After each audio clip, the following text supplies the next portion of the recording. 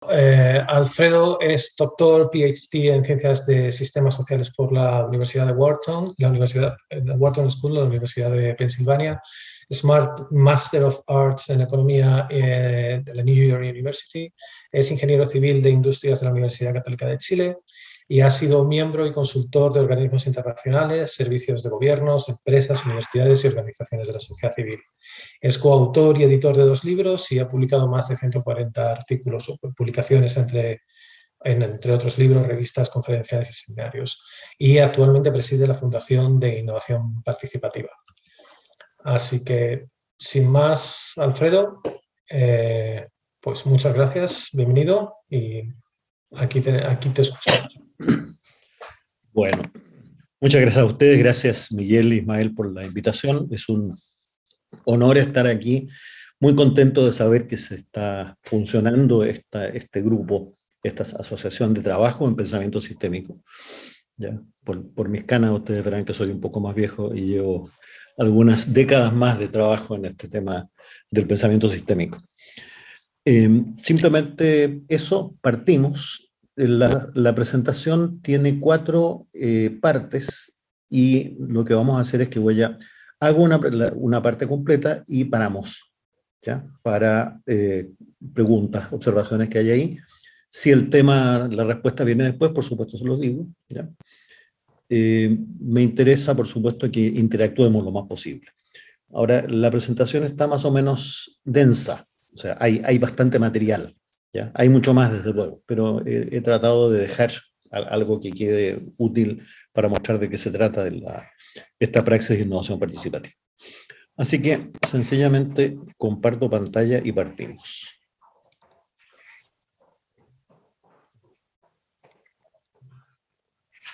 Déjenme ver que esta cosa se pueda ver. Siempre me pasa con el con el Zoom que tapa esta cosa donde uno quiere hacer. Perfecto. ¿Se ve ahí? Sí, sin problemas. Se ve. Perfecto. Muy bien. Entonces, ahí está el título. Disculpen para sacar cosas que me están molestando aquí. Bueno, más allá del sentido común, ¿cómo realizar las complejas transformaciones del siglo XXI?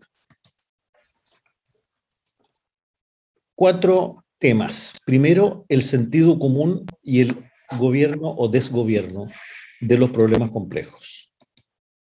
Un caso de transformación participativa, el proceso de transformación participativa y por qué funciona. Fundamentos de este método que se llama la praxis de innovación participativa. Entramos de inmediato el primer tema, el sentido común y el desgobierno o gobierno de los problemas complejos. ¿Qué es el sentido común? Es un modo de actuar automático, sin reflexión, que no requiere pensar. Lo aplicamos día a día, es parte de nuestra cultura, está instalado en nuestras mentes. Se adapta a los cambios tecnológicos y culturales. Oculta un modo de pensar que está activo aunque no lo veamos. Ese modo de pensar se llama pensamiento simplificador, o cartesiano o analítico. Lo sistematizó René Descartes hace 4 siglos, pero viene de antes. Es el paradigma maestro de Occidente y de la modernidad. Y genera una frontera de la complejidad de graves consecuencias.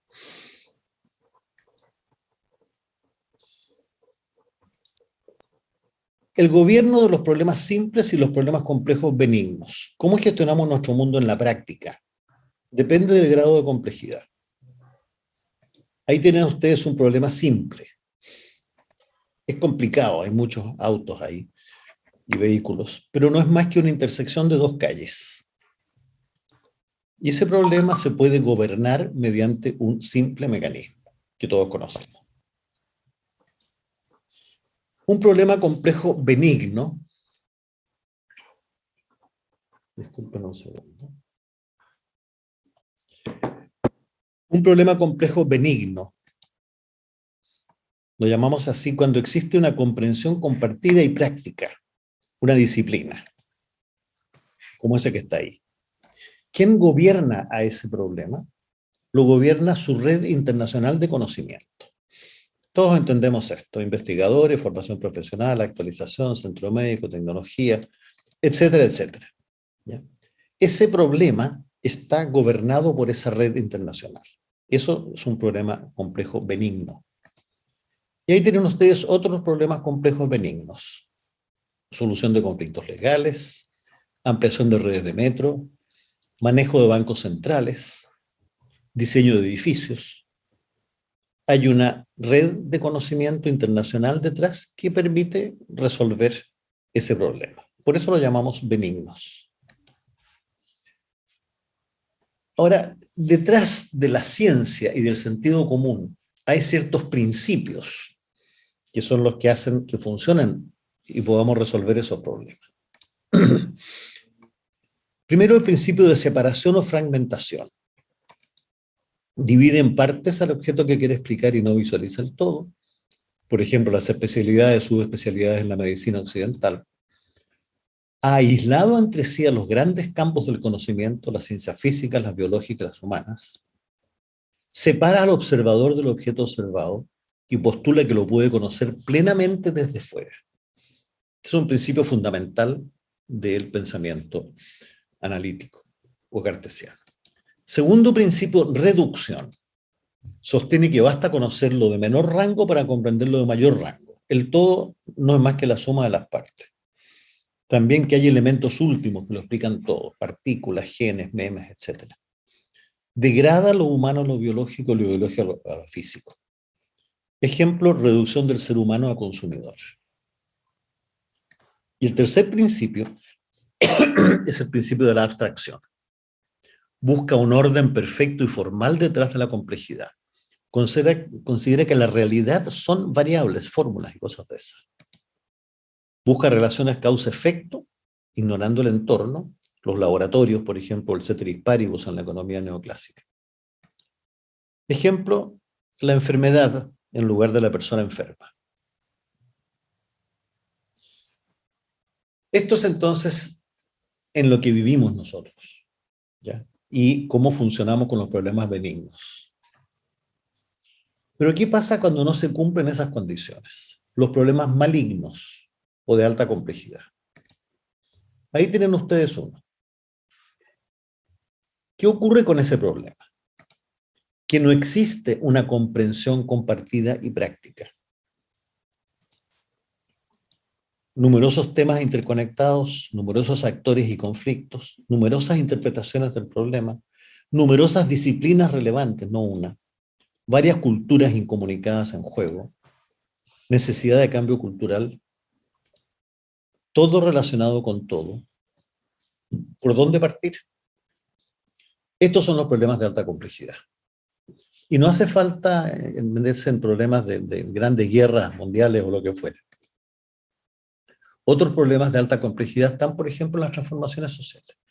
Les voy a mostrar casos concretos, porque siempre se trata de temas concretos, no abstractos como ese de antes. Casos en Chile: educación de calidad para todos en Chile, aire limpio en Santiago, agricultura sostenible en la región de Valparaíso, patrimonio cultural de la ciudad de Valparaíso, que es una maravilla, pero está muy mal cuidado, protegido y puesto en valor. Todos esos son problemas de alta complejidad, igual que el anterior. Y les voy a mostrar en el caso de este último, ¿ya?, para que apreciemos esto de la alta complejidad.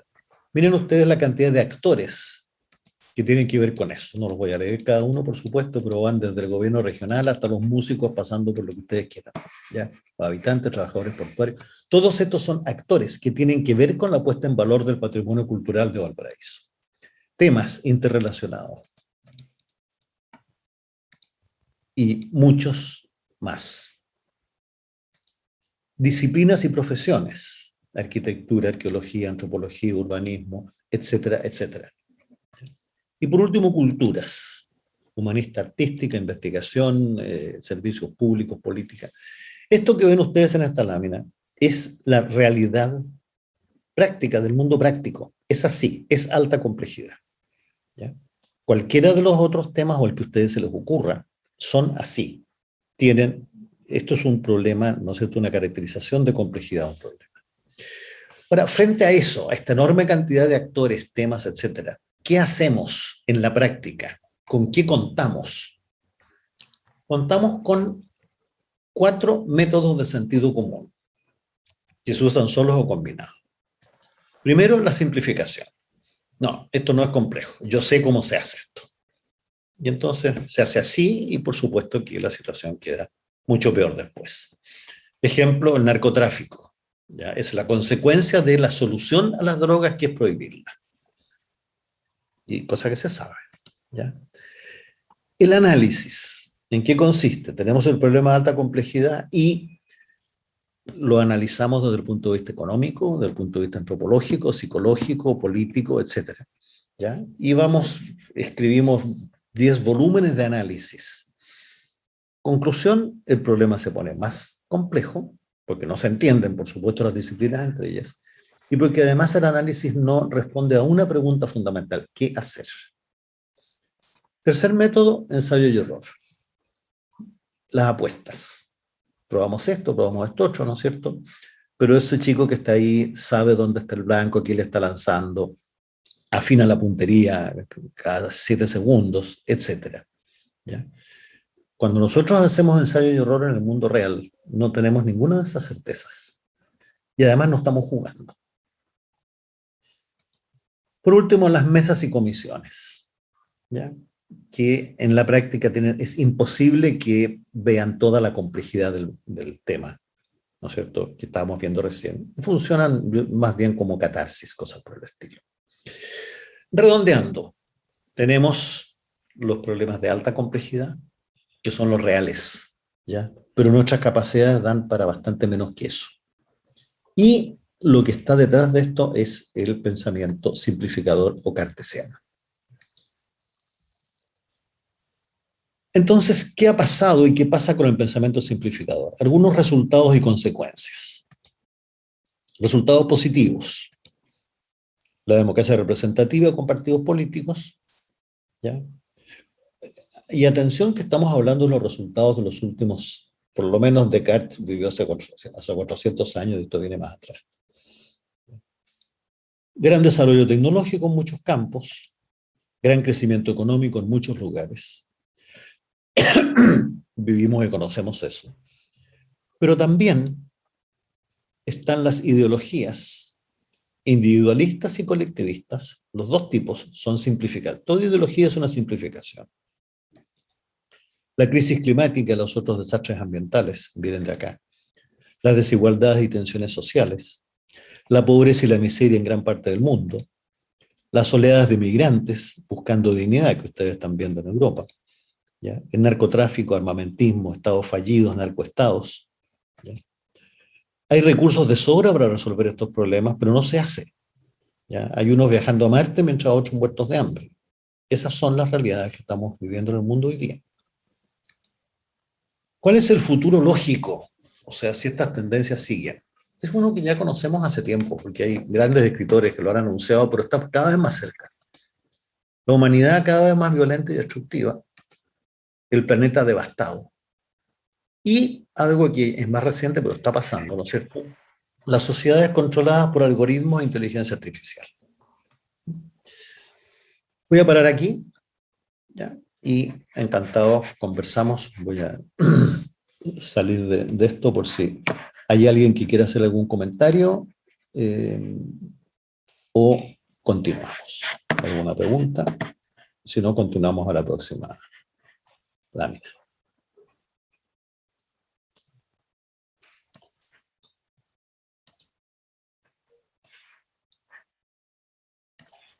Si quieres parar un segundo de compartir pantalla, Alfredo, así vemos la galería por si alguien quiere participar. Eso es, gracias. Perfecto. Pues sentiros libres de compartir, de preguntar, de conversar, de aportar lo que consideréis.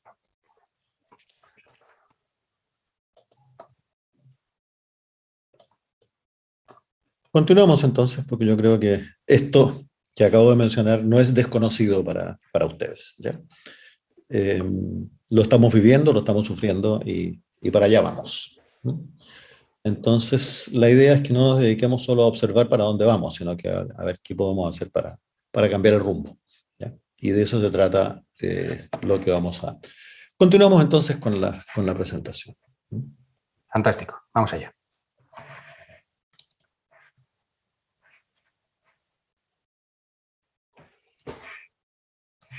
Me voy a destapar esta cosa aquí.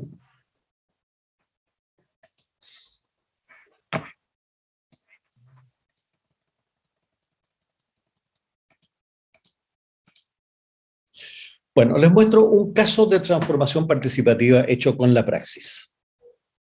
¿Ya? Seguridad vial, una experiencia de transformación participativa en Chile.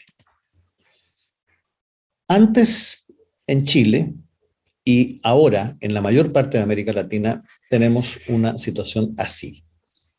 ¿Ya? No necesito explicar mucho. Ahora, en Chile, hemos logrado un cambio cultural. ¿Ya? Y ese cambio cultural, ¿qué quiere decir cultura? Cultura es un piloto automático. Cultura es un conjunto de supuestos inconscientes e invisibles. ¿Ya? Ahí donde esos chicos están cruzando no hay un policía, ¿ya?, que esté deteniendo los autos, sino que se está respetando eso. Eso no se respetaba antes. ¿Ya? ¿Por qué? Bueno, por esto. Ahí tienen ustedes el gráfico de las muertes en siniestros de tránsito en Chile desde el año 1985. Una tendencia bastante clara.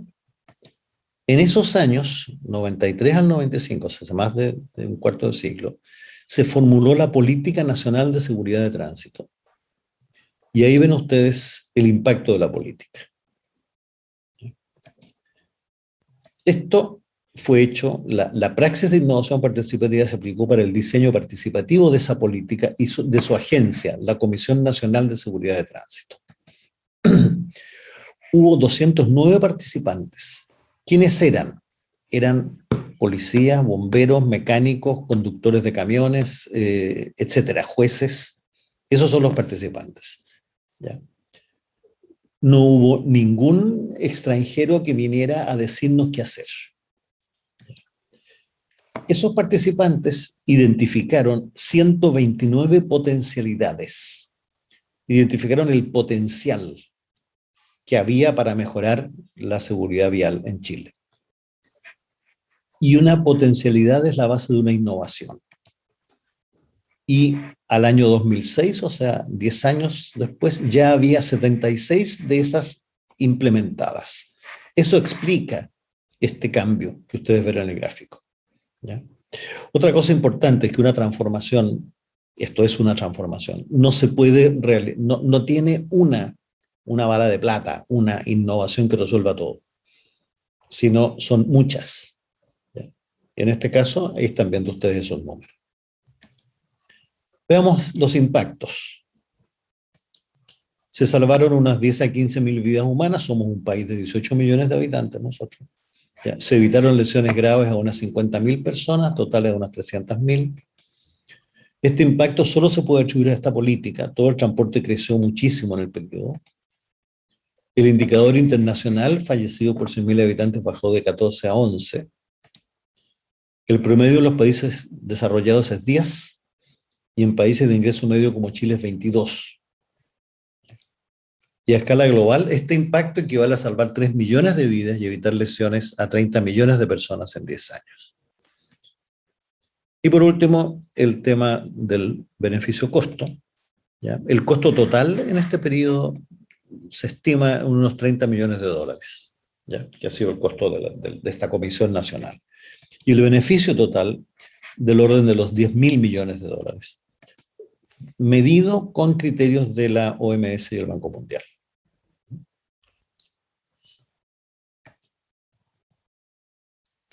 Vamos a mostrar la herramienta clave y después la explicamos un poco. Con esto se llama el mapa de acción. Y lo que ustedes ven ahí es el mapa de acción del Sistema Nacional de Seguridad de Tránsito. Una página, ¿ya? El contenido que está acá se llaman líneas de acción, son acciones permanentes, ¿ya? Y este mapa muestra las 9 dimensiones de este problema de la seguridad de tránsito. Ahí las ven ustedes, ¿ya? Y piensen que esto partió en un momento que era el desastre mismo, ¿ya? Formación y acreditación de conductores, gestión de calidad vehicular, gestión de vías y espacios públicos, de servicios de transporte, fiscalización, acción judicial, atención de accidentes y seguros, investigación e información, educación y comunicaciones.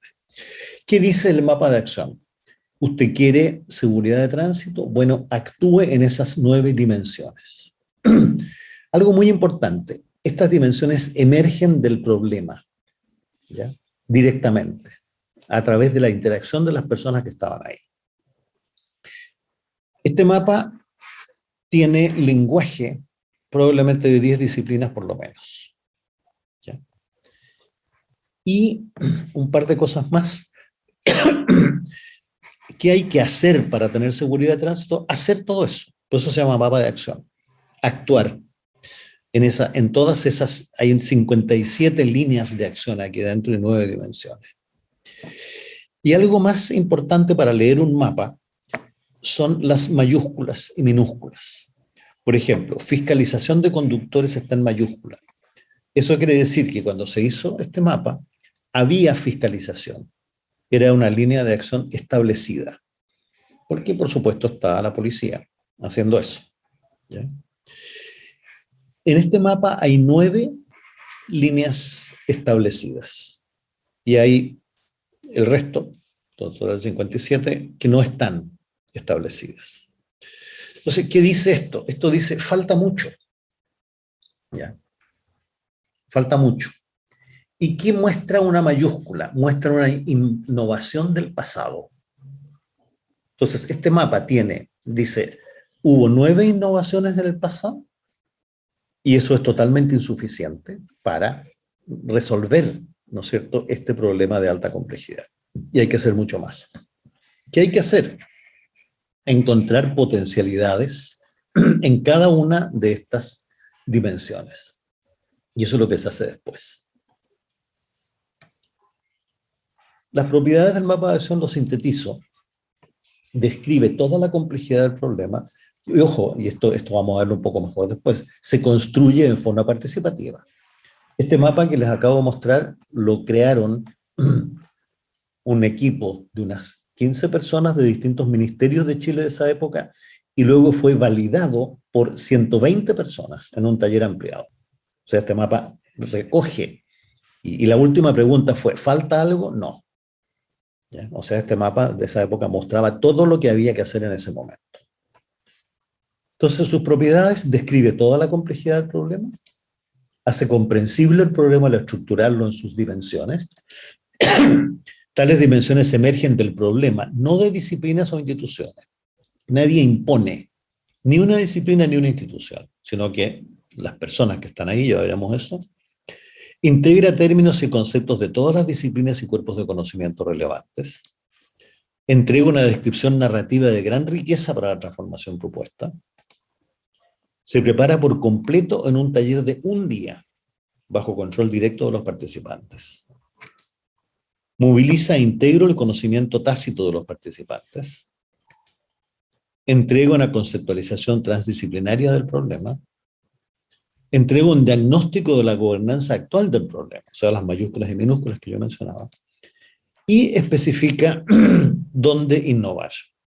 Dimensión por dimensión es donde hay que ir a buscar las potencialidades para hacer las innovaciones. Bueno, aquí les muestro otro mapa distinto, un mapa de acción empresarial antes y 5 años después. No lo voy a leer en detalle, pero ahí lo tienen. Ventanas es una fundición y refinería de cobre en la costa, aquí al norte donde yo vivo. Ese fue el mapa de acción que se hizo. Ustedes ven unas pocas mayúsculas y muchas minúsculas, ¿ya? Luego de esto hicimos el resto del proceso que voy a mostrar. Y 5 años después, miren ustedes lo que está acá y miren lo que había 5 años después. Está casi entero en mayúsculas. Se hicieron alrededor de 100 innovaciones muy rápido. Bueno, eso es lo primero entonces, un caso y la herramienta. Ahora, el proceso. ¿En qué consiste este proceso de transformación participativa? Vamos a ver una mirada general y después vamos a profundizarla. Ahí tenemos un sistema social. Puede ser un país, puede ser el sistema de transporte, puede ser una empresa, puede ser muchas cosas. Después vamos a ver también el concepto del sistema social con más detalle. Se constituye un grupo convocante. Es un pequeño grupo de actores claves. ¿Por qué? Porque los sistemas sociales no tienen dueños, aunque algunos crean que tienen dueños. Estos son actores claves que en conjunto van a orientar el proceso de transformación. Luego se constituye un equipo de activación, unos 30 a 40 participantes de ese espacio, de ese sistema, ¿ya? Que son convocados y que empiezan a trabajar juntos. Y esto conduce a lo que llamamos una comunidad de transformación. Esta comunidad ya puede tener 100 a 500 participantes. Y esa comunidad es la que hace esta transformación. En los dos casos que les mostré, ¿ya? Hubo grupos muy grandes, en ambos casos más de 100 personas, ¿ya? Que son los que hicieron lo que vamos a ir viendo. En el primer espacio acá, se hace, y con esto parte el proceso, un taller de mapa de acción. Lo que se hace aquí es que el grupo convocante selecciona las personas que van a participar en ese taller. Y el taller ordena, como les mostré, el tema. Luego, y con eso se constituye, por supuesto, este espacio de estos 30 a 40 participantes. Luego se puede pasar a un taller ampliado. Ese mapa que les mostré es un mapa validado por un taller ampliado de 120 personas. ¿Ya? Después se comienza el trabajo de descubrimiento del potencial. Les mencioné, el potencial en el caso del tránsito constaba de 130 potencialidades. Luego se diseñan las innovaciones una por una, ¿ya? Hay un diseño conceptual y un diseño técnico. Y hay herramientas distintas para estas cosas. Esto ya se hace con otras herramientas que el mapa de acción. Incluso algo que se llama el espacio de trabajo participativo, que es otra herramienta donde se puede congregar toda esta comunidad de transformación. Esto es lo que ocurre en el proceso. ¿Qué productos tiene esto? Hay ciertos productos tangibles iniciales, ¿ya? El mapa de acción, visión de conjunto. Los abanicos de potencialidades, ¿ya? Que es la herramienta con la que se encuentran, se buscan las potencialidades, y las innovaciones que se comienzan a hacer. ¿Y cuáles son los productos finales de esta transformación que va ocurriendo en el sistema social? Innovaciones viables con impacto, una entidad de gestión de las innovaciones como la que hicimos en ese caso. Y algo más que es fundamental, porque esto se hace de manera participativa, ¿ya? Es los contenidos culturales de la transformación, ¿ya? Los productos intangibles culturales. Se generan confianzas, conciencia del potencial, motivación, liderazgos, alianzas, redes, cultura de innovación. Todo esto, este conjunto de cosas van ocurriendo entonces en el sistema social. Esto es, en síntesis, vamos a verlo después con más detalle, el proceso de transformación participativa. Va ocurriendo gradualmente, se va ensanchando el espacio y las personas, ¿ya? Se van ocupando herramientas especializadas en estas distintas tareas, en distintos momentos. Y se van incorporando más y más personas y se van realizando innovaciones que van teniendo impactos. Esto es, en síntesis, lo que se está haciendo aquí. No sé si hay alguna pregunta que quisieran hacer en este momento, a raíz de lo que he mostrado hasta ahora.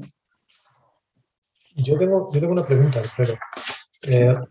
El mapa de acción me parece muy interesante.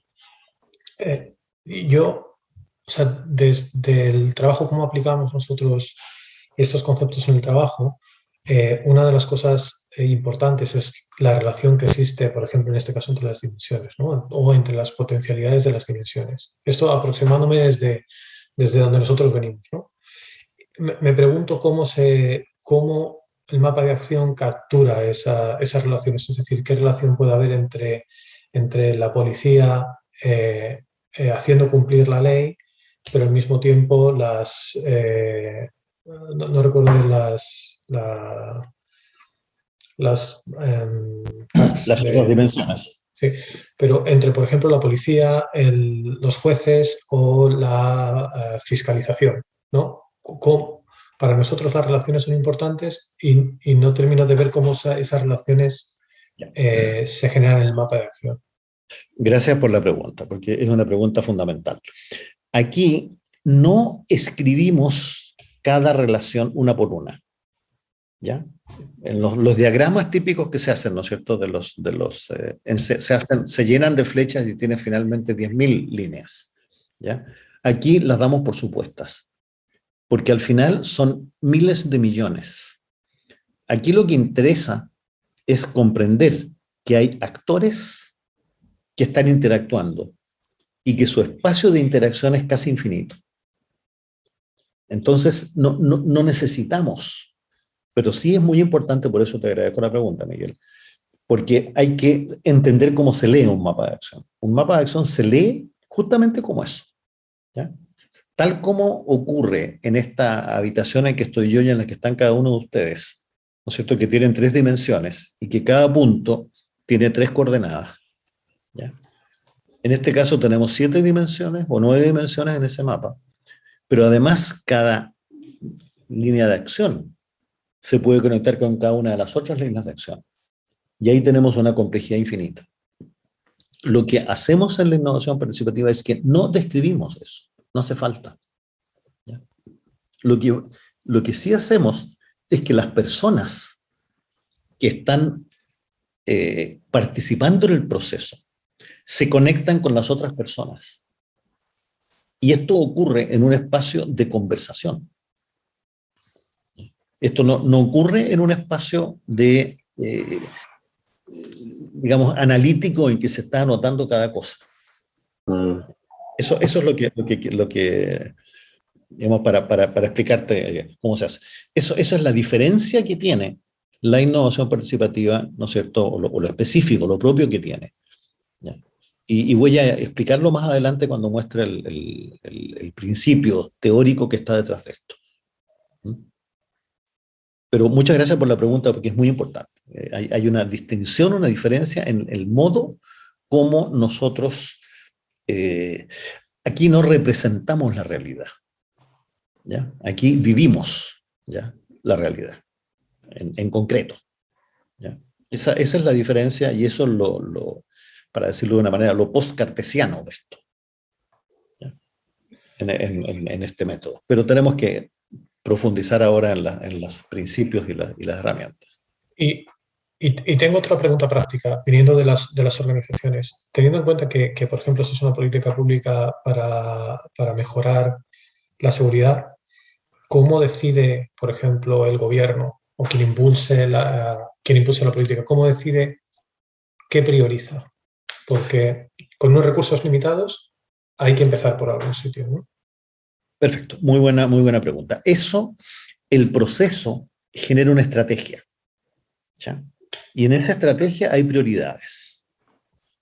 Pero una cosa muy importante es que está absolutamente prohibido es priorizar entre dimensiones. ¿Me sigues? ¿Por qué? Porque si uno dice la dimensión C no me interesa, estamos instalando, ¿no es cierto?, una ceguera. Es como decir, no me interesa la altura de esta habitación, me quiero quedar en el plano. Entonces, se prioriza entre innovaciones, pero jamás entre dimensiones, ¿ya? Y eso se hace después en la estrategia que lo vamos a ver. Perdón, ¿había otra? Sí. Mira, yo igual te quería preguntar una cosa, Alfredo. El tema de la escala, digamos que lo que estás planteando son ejemplos o planteamientos que abarcan, digamos, una comunidad o digamos, agentes de poder. En una escala más pequeña, yo qué sé, jóvenes de un barrio, claro, entiendo que tienen que participar todos los agentes implicados en el problema, y la escala, pues no sé si tiene que tener una dimensión determinada o puede ser un grupo más local. No sé si eso afecta.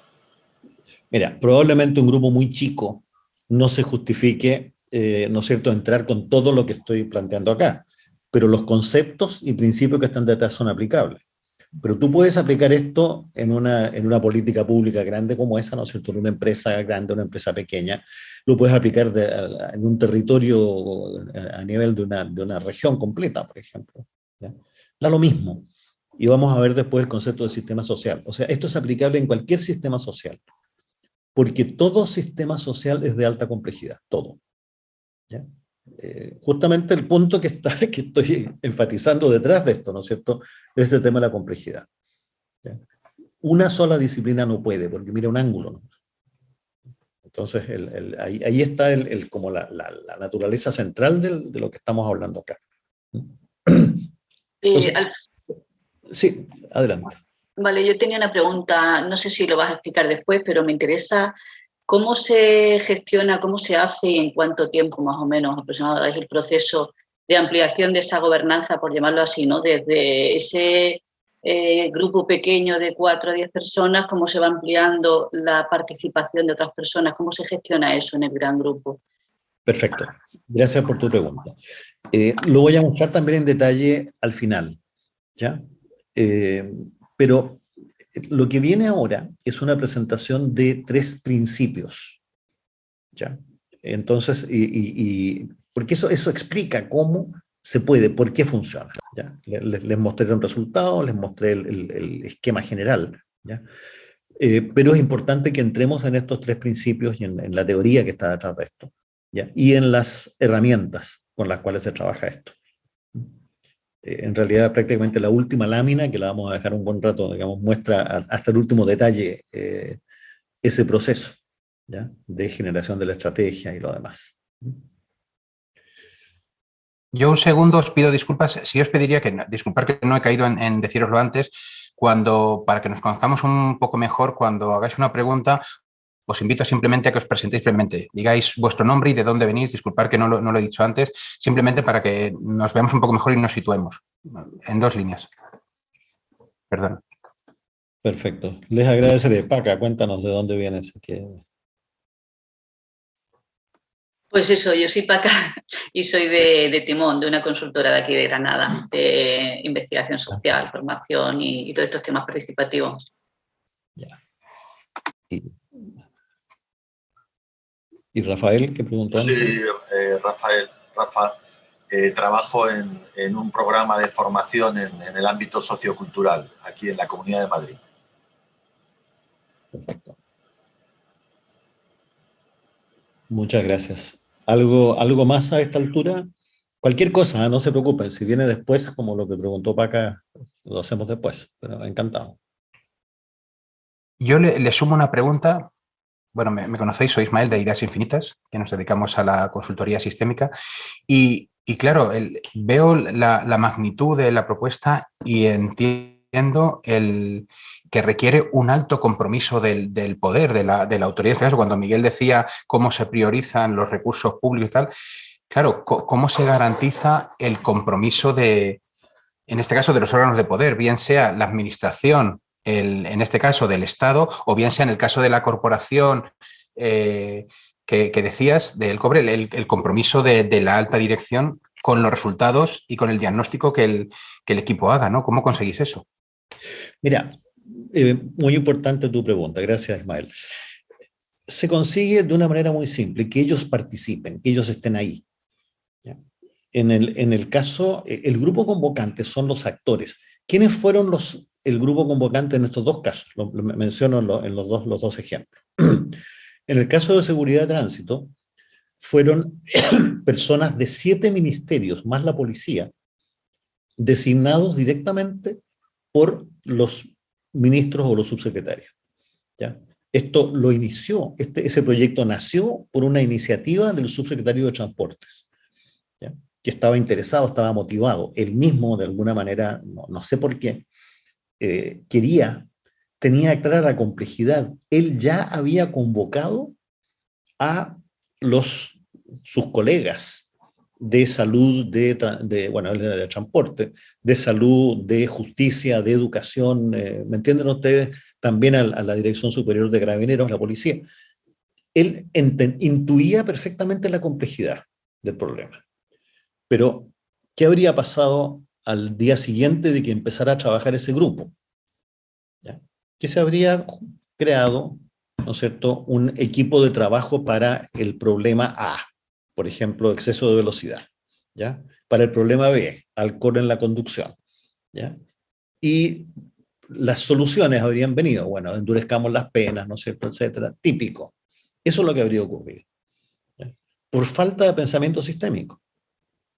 Entonces, ¿qué es lo que hicimos en el momento? Esto hubo una sincronía muy interesante, porque el subsecretario de la época, a quien yo conocía, estaba presentando esta idea de poner en marcha esta política, en un momento de presentación de una revista, donde había un artículo mío. Él contó el drama que estaba ocurriendo, que los mostré al principio de la lámina, las muertes que iban creciendo. Entonces, terminada la sesión, yo me acerqué al cóctel, digamos, que había después de la entrega de la revista, y le dije, Sergio, te ofrezco metodología para hacer lo que tú quieres hacer. Bueno, ven a verme el lunes. Y le expliqué lo que les estoy explicando a ustedes, lo que vamos a seguir ahora. Y me dijo, perfecto. Y me contrató como consultor. Y la primera que hicimos, y fue justo el momento a tiempo, o sea, antes de que empezara a ocurrir lo que se hace con sentido común. Exactamente fue el momento preciso. Entonces yo le dije, ya, partamos. Él creó su grupo de trabajo, pero yo empecé a trabajar con ese grupo. Y les hice una propuesta. Estimados, diseñemos y construyamos un Sistema Nacional de Seguridad de Tránsito. ¿Ya? Con ese nombre. Y con ese nombre, por supuesto, les hizo clic a todos. Tenía sentido para todos, para el que miraba desde la salud, desde la justicia, ¿no es cierto?, desde la policía, lo que fuera. Pero ellos no tenían la costumbre de pensamiento sistémico, pero intuitivamente lo comprendieron de inmediato. Bueno, con ellos mismos hicimos el primer mapa, hoy día lo hago de otra manera, y después hicimos la sesión, ¿no es cierto?, que les mostré el mapa final.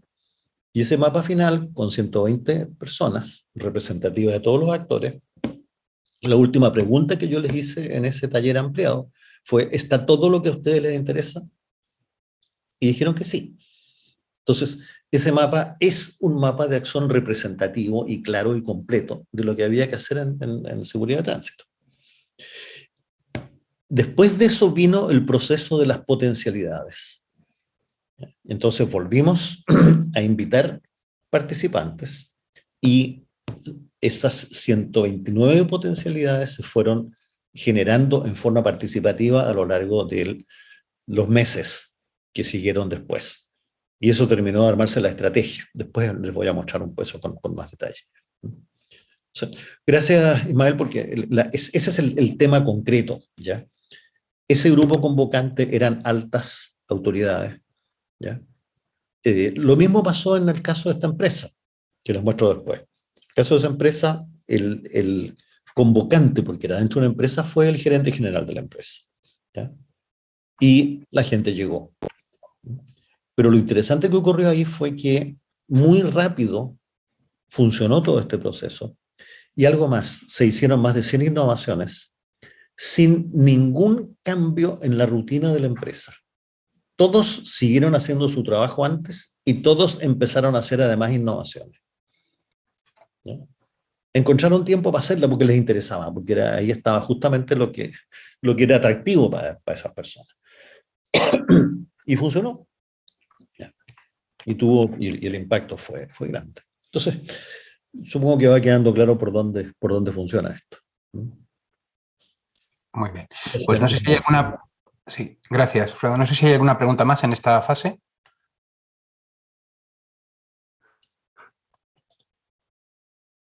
Bien, pues continuamos.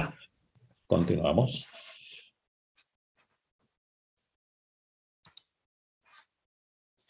Perdón que se me fue. Ah, no, aquí estamos.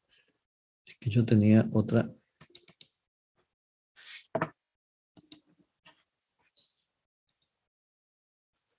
Bueno, vamos a ver ahora entonces por qué funciona. Primero que todo, aquí están los 6 maestros que abrieron el camino que estoy mostrando acá. Russell Ackoff, ¿ya? Tuve el privilegio de hacer el doctorado con él en la Universidad de Pensilvania, ¿ya? Gran maestro del pensamiento sistémico. Stafford Beer, varios de los que están acá lo conocen, maestro en la cibernética de la gestión, ya el modelo del sistema viable, lo creó él y hay muchos seguidores que lo están aplicando, seguramente varios de ustedes. Hasan Özbekhan, turco norteamericano, ¿ya? De él aprendí el tema de la prospectiva, ¿ya? El pensamiento de futuros, muy interesante. Edgar Schein está vivo todavía, es un psicólogo organizacional, está, el tema de la formación de las culturas, vamos a ver el tema de la cultura que es central acá. Edgar Morin, francés, filósofo, cumplió 100 años hace 2 o 3 meses, ¿ya? Gran maestro del pensamiento complejo, que en el fondo es otra manera de mirar, ¿ya? El pensamiento sistémico.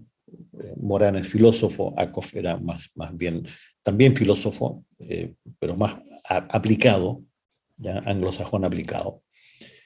Y Ross Ashby, gran maestro del pensamiento de la cibernética, ¿ya?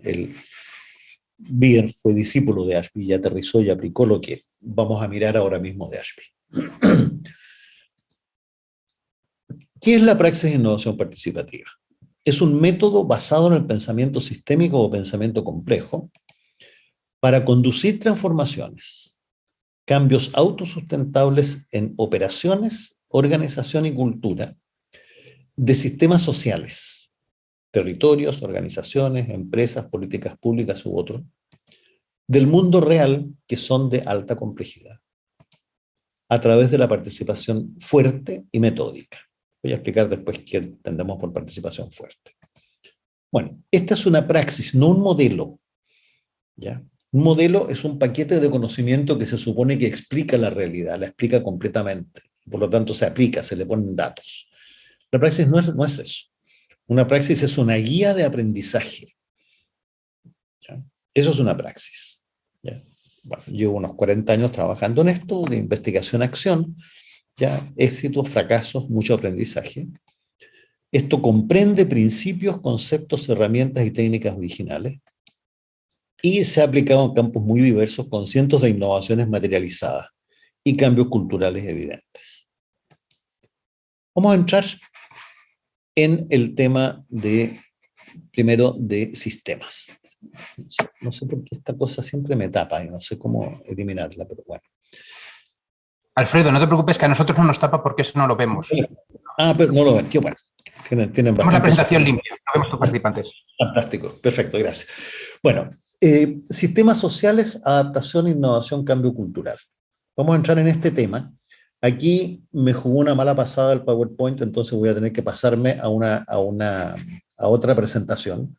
No sé qué pasaba con los colores. Así que voy a dejar de presentar esto y voy a presentar otra por un rato, unas 4 o 5 láminas, y después regresamos a esto.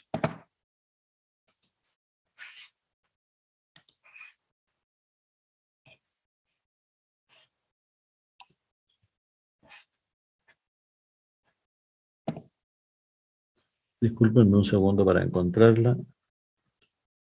Por supuesto que las cosas se pierden cuando uno más las necesita. Eso es parte de la conocida ley de Murphy. Poner unos minutos musicales, si quieres. No te preocupes, no hay problema.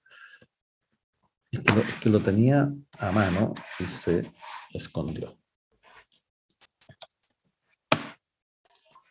Yo tengo una presentación aquí, creo que esa es... No te preocupes, está, aquí ya apareció. Vuelvo a la presentación, no hay ningún problema. Vuelvo a ponerla.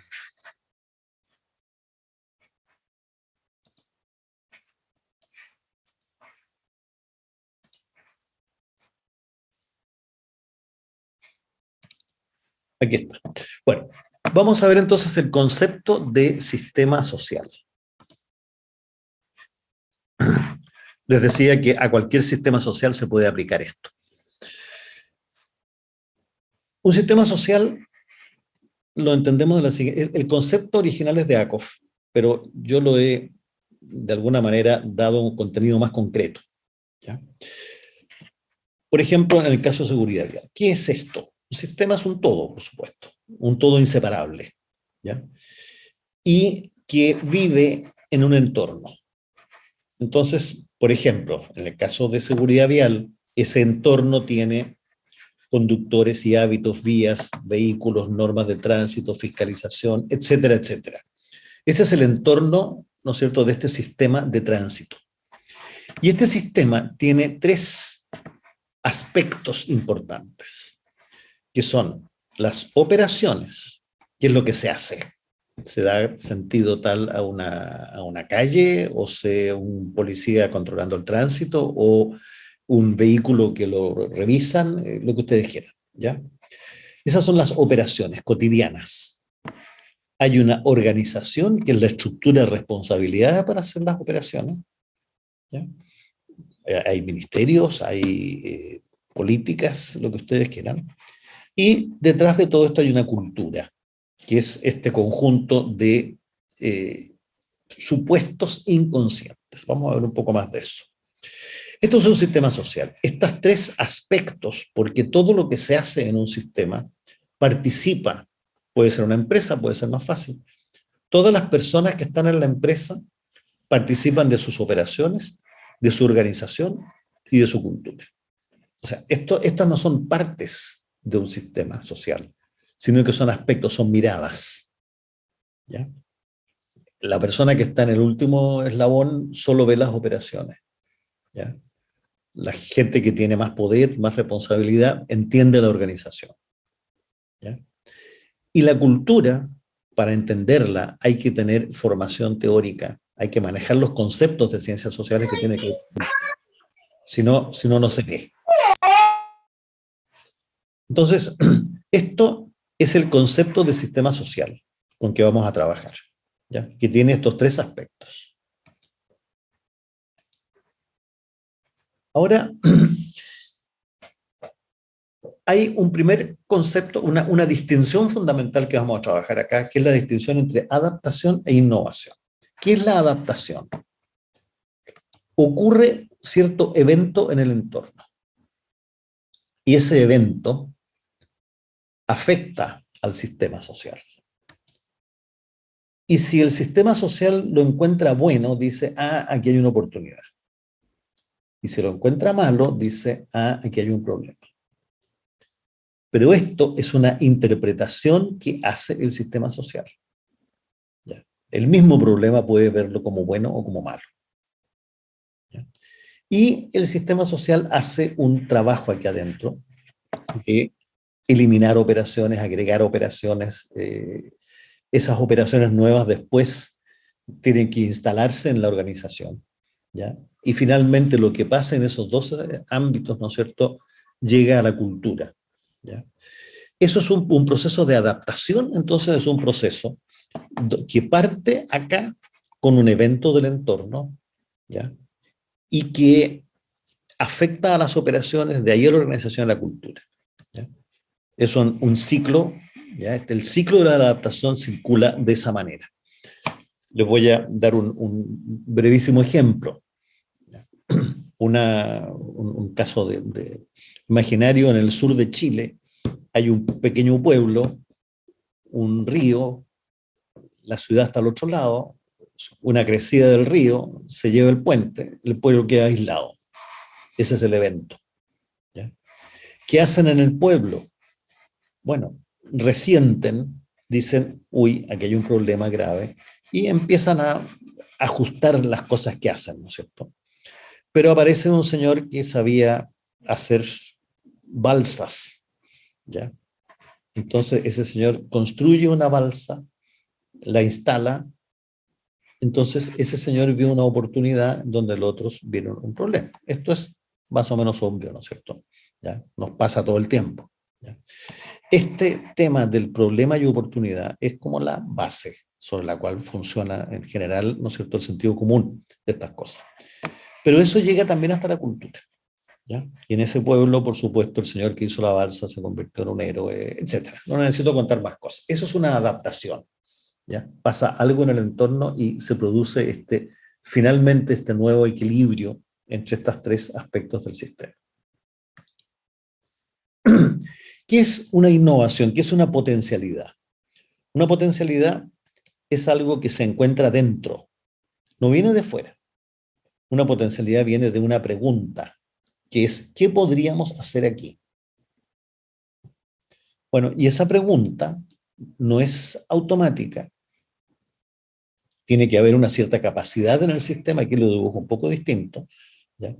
Que es una capacidad de preguntarse por el potencial o las potencialidades.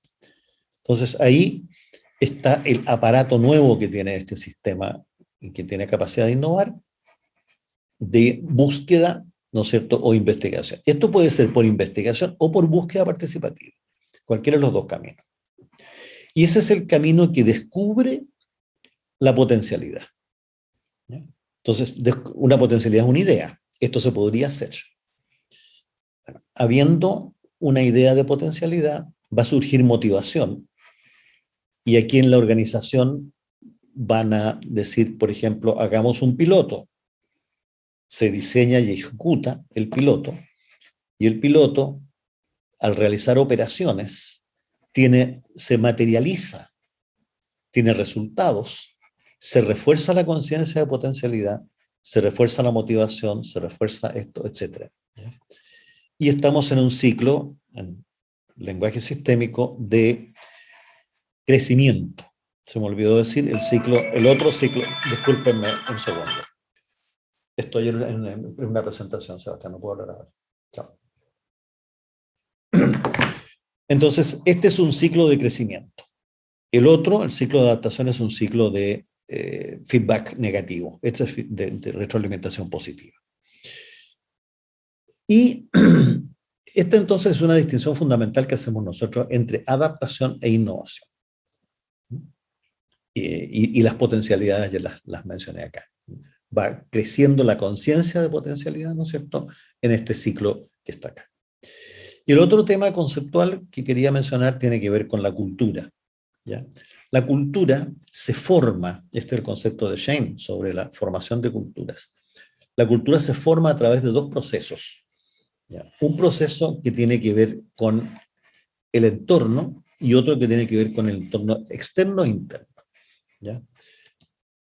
Hay en cualquier sistema social que alguien se junta para hacer algo, ¿no es cierto? Va a haber un proceso vinculado con el entorno de adaptación externa y un proceso de integración interna. Esos dos procesos forman la cultura. No les voy a dar todo el detalle en este momento, pero en la teoría de Shane eso ocurre así. Y lo que nosotros postulamos acá en la innovación participativa es que la cultura, esta formación de cultura es una formación adaptativa. ¿Ya? Se adapta, funciona por el mecanismo que les mostré recién. ¿Ya? Pero la cultura también se puede transformar por el mismo mecanismo como se forma, que es en forma más activa, más deliberada, a través de muchos procesos de innovación. Podemos conversarlo después con más calma. Entonces, la formación y la transformación de las culturas tienen el mismo mecanismo. Vuelvo a la otra presentación.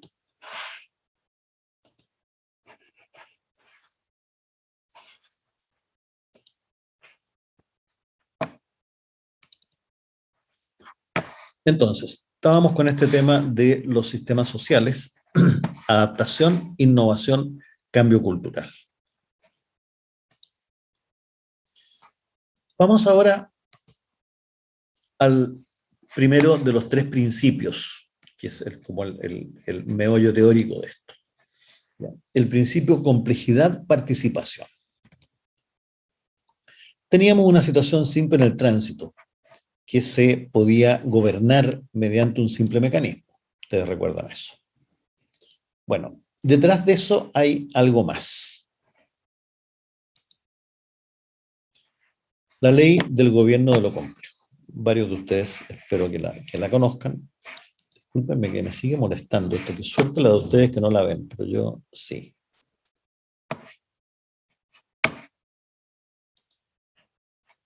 No. Bueno, Ashby definió esta ley, definió como variedad el número de estados que se pueden distinguir en un sistema.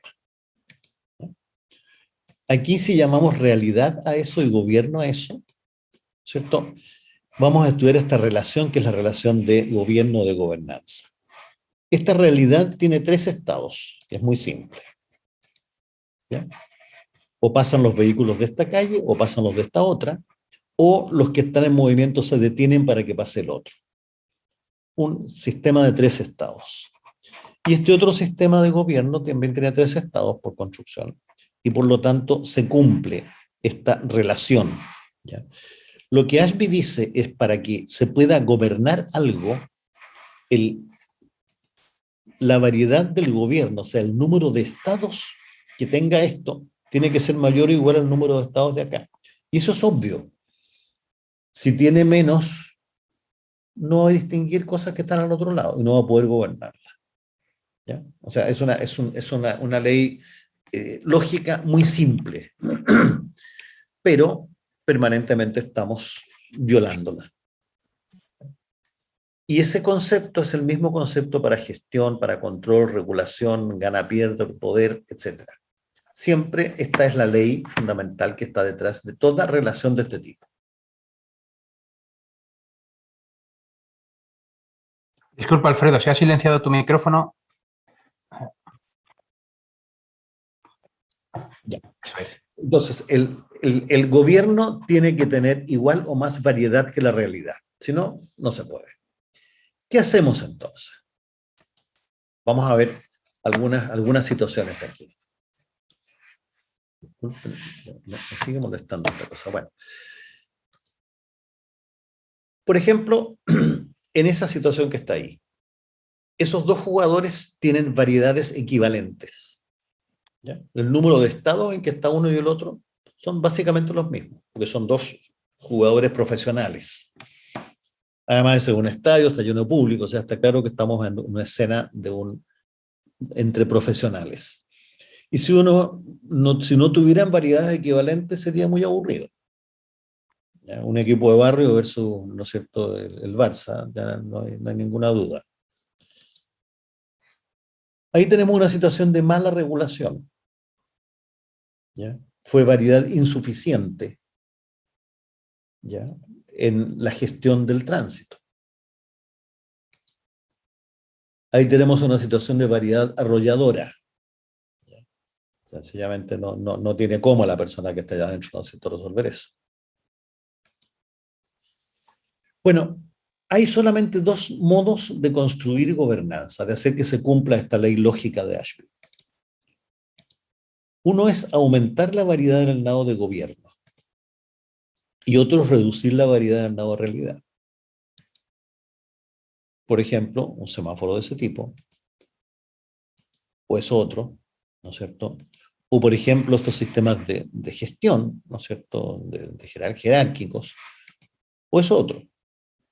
¿Ya? Estos son los únicos 2 modos. Todo lo que hacemos permanentemente en la gestión de cualquier cosa, o en el gobierno, o en la política, lo que fuera, son combinaciones de estas 2 cosas. Mecanismos que aumentan variedad a un lado o que reducen variedad al otro lado. ¿Qué pasa con los problemas complejos benignos? Ahí está el problema y ahí está el sistema de gobierno. Y ese sistema de gobierno sí tiene la variedad suficiente. Porque cuando este médico, el médico no es el que gobierna, esto es el médico del punto de contacto de la red. ¿Ya? Si él, ¿no es cierto?, no puede resolver el problema, se conecta con su red.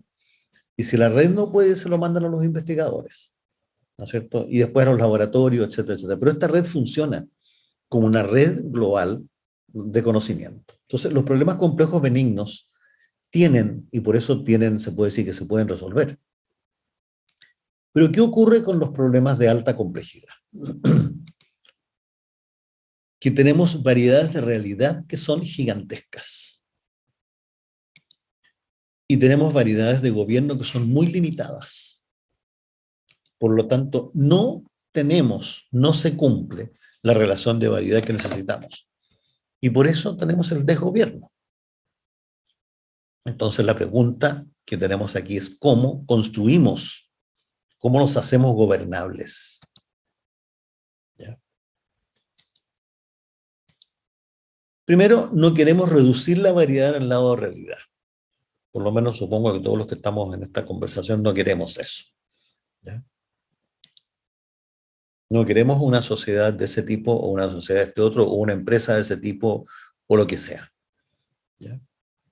Entonces tenemos un solo camino.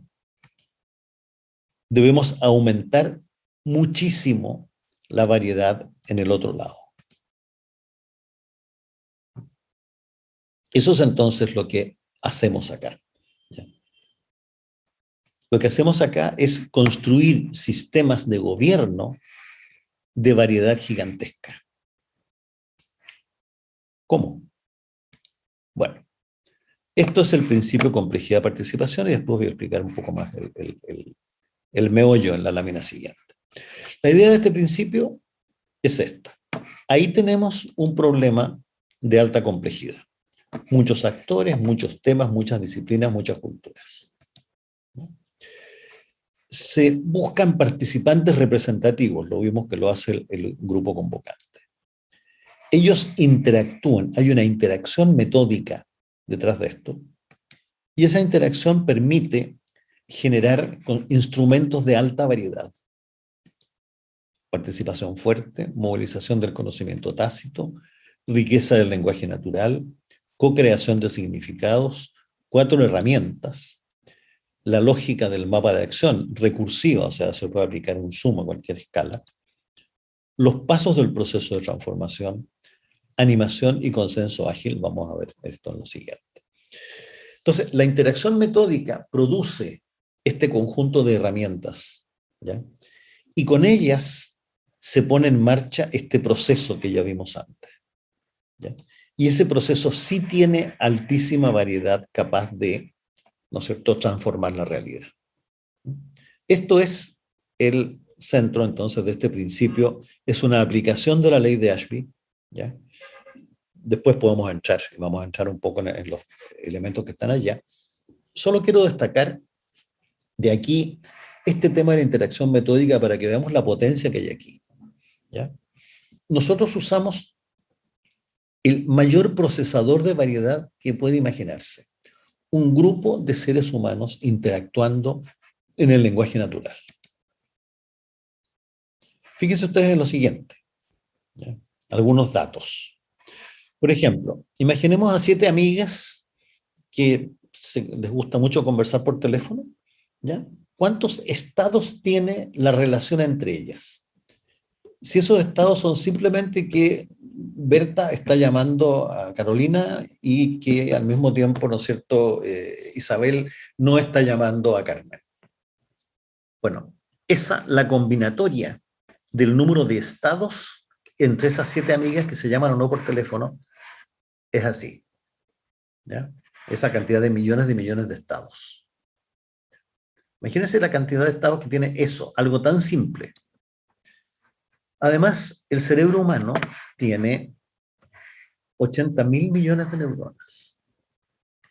Cada neurona está conectada con otras 5.000 a 20.000 neuronas. ¿Ya? Ahí vemos solamente la interacción, o sea, personas humanas interactuando. ¿Interactuando cómo? Interactuando en el lenguaje. Nuestra lengua tiene del orden de las 80.000 palabras. Bueno, ustedes pueden darse cuenta de lo que significa esto. Es algo astronómico, es decir, poco, ¿ya? La variedad que puede generar simplemente un conjunto de personas conectadas y conversando es impresionante. Bueno, esa variedad tiene una capacidad, yo creo, infinitamente mayor que cualquiera de los hiperordenadores que tenemos en el mundo en este momento, ¿ya? Con los que nos están controlando, pero un control bastante burdo. Entonces, Esto es, y con esto redondeo la idea esta del principio complejidad-participación. Se puede hacer lo que estaba en la lámina anterior, ¿ya? Generar esta capacidad, ¿no es cierto?, por esta interacción poderosísima, ¿no es cierto?, que hace la... Y eso se llama, y vamos a ver un poquito más detalle, la participación fuerte, ¿ya? Esta conexión entre estas personas. El segundo principio se llama el principio del consenso ágil. Las herramientas verbales, acabo de mencionar, ¿no es cierto?, están en el lenguaje propio del sistema social. O sea, todo el mundo entiende las palabras que se usan, ¿ya? Hay comprensión intuitiva inmediata y hay una enorme riqueza de significados. Así funcionan estas herramientas verbales que usamos. Tenemos 4 bien especificadas. Ya vimos el mapa de acción para comprender, hacer comprensible la complejidad. El abanico de innovaciones para definir innovaciones. Voy a mostrar después un ejemplo. El perfil de potencialidad para diseñar una innovación. Y otra más que se llama el espacio de trabajo participativo en Internet para conectar personas. El conocimiento tácito, ese con que aprendimos a andar en bicicleta de niños y después hablamos y conversamos y trabajamos, ¿no es cierto?, es muy profundo. ¿Ya? Trabajamos con intuiciones, una reacción en cadena, intuición tras intuición. ¿Ya? La intuición es sistémica, cerebro derecho. ¿Ya? El razonamiento es analítico. ¿Ya? El pensamiento, nuestra forma de pensar sistémico en que estamos interesados todos acá es de ese tipo, a diferencia del, ¿no es cierto?, del método cartesiano. En estos procesos se negocian significados y consensos. Todos los productos son como ese mapa de acción que ustedes vieron que tiene una página. ¿Ya? Se trabaja solamente en plenario, no se divide en grupos, porque al dividir en grupos perdemos la perspectiva sistémica. ¿Ya? Y bueno, hay diversas técnicas para no perder tiempo y poder hacer esto muy rápido. Voy a mostrar ahora ¿no es cierto? La continuidad inmediata también es importante. Vamos a ver ahora, primero, cómo no funcionan los talleres de la praxis de innovación participativa. No funcionan así. Eso se puede hacer hoy día, hay software para hacer eso. ¿Ya? Los papelitos, ¿no es cierto?, que la gente anota su idea, después hay un facilitador que toma estos papelitos, los ordena, se los lleva para la casa y arma finalmente su propia interpretación del problema. ¿Ya? O esta otra forma, ¿no es cierto?, de tomar nota. ¿Ya? Bueno, los talleres de la praxis no funcionan de esa manera, sino que funcionan de otra manera. Vamos a ver ahora, le voy a pedir a Miguel que lo muestre, un breve video que muestra un pedazo de una escena de un taller nuestro.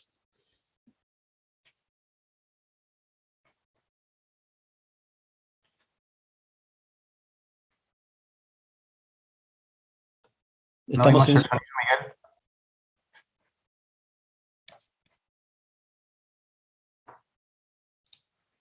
Está sin sonido, Miguel. Sí, está en ello, a ver.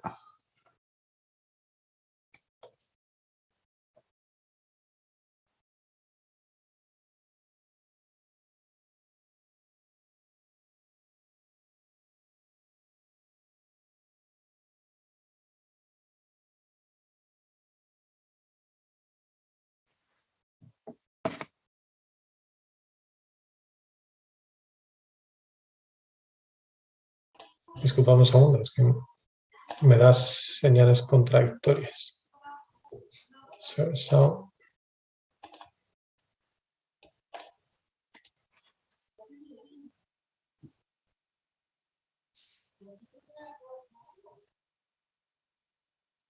Regulación de la explotación de los áreas de los ríos.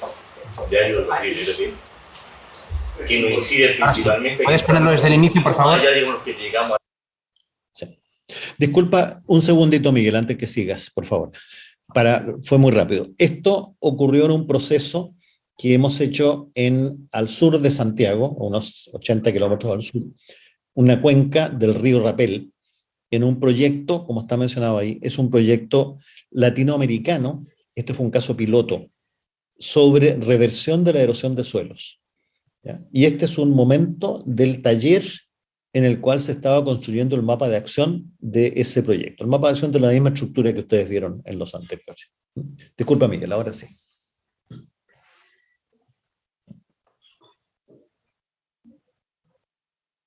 Regulación de la explotación de los áreas de los ríos. De áreas de los ríos, ¿es decir? Que nos incide principalmente a quienes trabajamos un poquito más allá de los que llegamos al lago Rapel.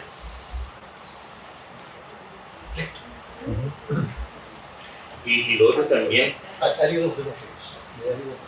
en la regulación del desvío del cauce de los ríos. Porque hay una cantidad de desvíos que al final hoy en día no nos está llegando agua por el Cachapual, no nos llega agua a Rapel. Yo solamente pondría ahí asociado al tema de la regulación de explotación de áreas, no necesariamente de los ríos, porque también hay yacimientos que están fuera del río y que también obviamente perjudican, digamos, la erosión del suelo. Pero eso también perjudica las napas y otras cosas. Exacto. Entonces, ¿y yacimientos aledaños? Y yacimientos, digamos, en superficie. Y yacimientos, pues siempre hacen que los ríos. Entonces, no necesariamente. Son ríos exacto, las canteras. ¿Cómo? Ríos y canteras. Ríos y canteras. Entonces, Los ríos y canteras. de ríos. Áridos en ríos y canteras. Ya. Son de podríamos sacar el los también. De áridos En ríos y canteras. en ríos y canteras.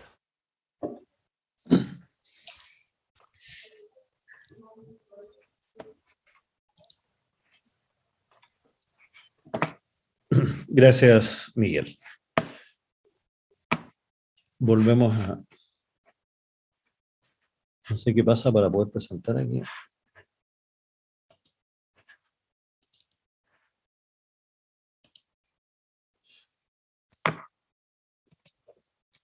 Bueno, ese taller entonces, un pequeñísimo momento, pero lo que ustedes vieron ahí que ocurre es que se va construyendo en conjunto, ¿ya? Se va construyendo en conjunto todo entero el texto de lo que está en el mapa. Y el mapa de acción se hace en un taller entero en un día. Pero básicamente hay una negociación de significados, ¿ya? Que termina armándose en el mapa completo. Eso es lo que llamamos la participación fuerte. Vamos al último principio, el principio de activación del potencial. Con esto terminamos, muestro la última lámina y ahí paro de hablar y hablan ustedes. El tercer principio de activación del potencial. Les mostré en sistemas de política pública, encontramos 130 potencialidades de seguridad de tránsito, ¿ya? En otros 12 procesos hemos encontrado unas 1.300 potencialidades. En procesos de la sociedad civil, ¿ya? En 5 procesos identificamos unas 190 potencialidades. Y en empresas, ¿ya? Ahí están los procesos que hemos hecho, ¿ya? Fíjense ustedes en lo siguiente, los potenciales. ¿Cómo estamos midiendo el potencial de la empresa? El número de líneas en mayúscula respecto al total, ¿ya? Entonces, esto fue un proyecto con 3 empresas proveedoras de la minería, líneas en mayúscula, tantas, líneas totales, fíjense los porcentajes, ¿ya? 13, 10, 10, ¿ya? Una empresa transnacional de logística, apenas 4, ¿ya? Y el caso de la Fundación Ventanas que les mencioné, al inicio, cuando se hizo la estrategia, tenía un 23% aprovechado. Y después tenía un 87% aprovechado, 5 años después con la estrategia. Entonces, este es el punto, ¿no es cierto? Con esto completamos, es el tema del potencial. Este método se centra en esto de conocer el potencial y aprovechar el potencial. Veamos cuál es el contenido de una transformación participativa. Ahí tenemos el sistema social que se va a transformar. Puede ser un país, un territorio, una empresa, lo que ustedes quieran.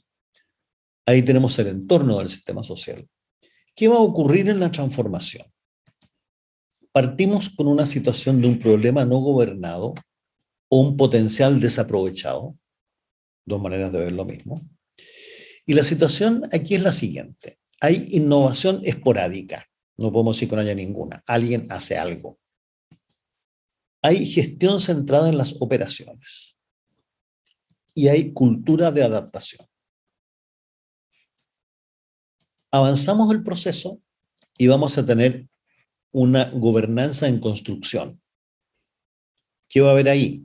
Innovación activada, incipiente gestión de innovaciones, cultura autocrítica.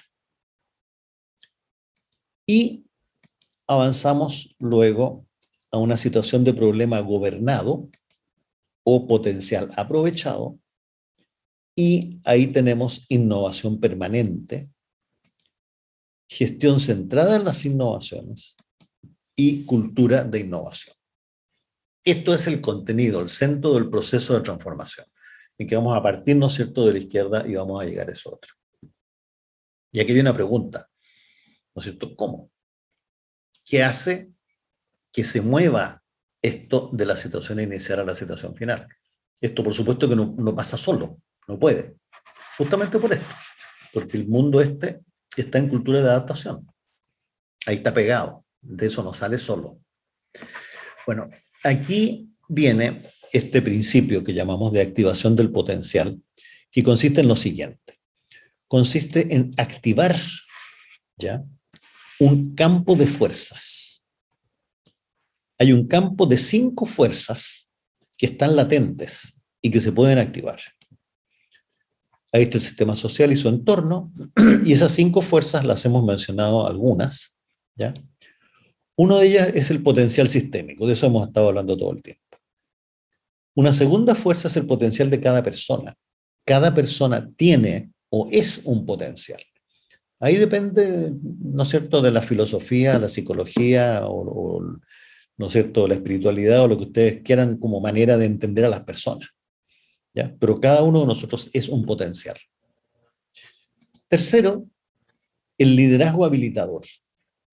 A diferencia del liderazgo dominador que aplasta, el habilitador, ¿no es cierto?, potencia. O sea, el liderazgo habilitador lo que quiere es soltar, ¿no es cierto?, apoyar todo lo posible para que cada persona desarrolle su potencial. Y lo mismo para que el sistema lo haga. La cuarta fuerza es la participación fuerte, algo la hemos mencionado, ¿ya?, que consiste en esta posibilidad directamente de crear, ¿ya?, en interacción.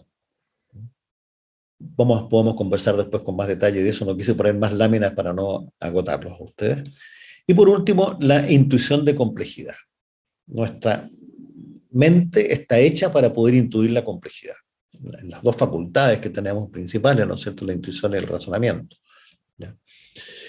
Y todas estas fuerzas están interconectadas. ¿Cómo funcionamos en la innovación participativa? Ahí hay una animadora, ahí están las fuerzas, y lo que hace el proceso es activar el campo de fuerzas. Ese es el rol principal que existe aquí en la praxis. Para esto se requieren ciertas competencias, valores ecohumanistas, pleno dominio de los conceptos y métodos que he estado mostrando, familiaridad cultural y lingüística con el sistema social, por supuesto, hay que poder comunicarse, y ética de animación. Una persona que está haciendo animación potencialmente tiene mucho poder, y entonces puede ser muy, muy complicado si no hay ética detrás. Finalmente, no sé si esta es la última. Sí. Vamos a ver ahora el proceso completo. Y esta es la última lámina de conversar. Este proceso tiene 2 fases: identidad y estrategia, y co-construcción.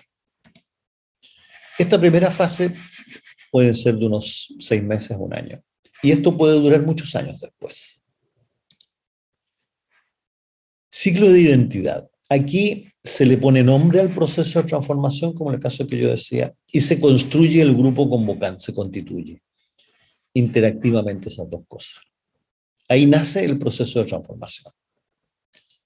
Y este proceso tiene 2 tipos de productos: los tangibles y los intangibles.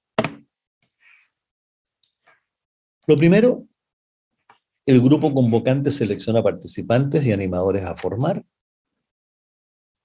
Disculpen, no mencioné. La primera fase requiere animación externa.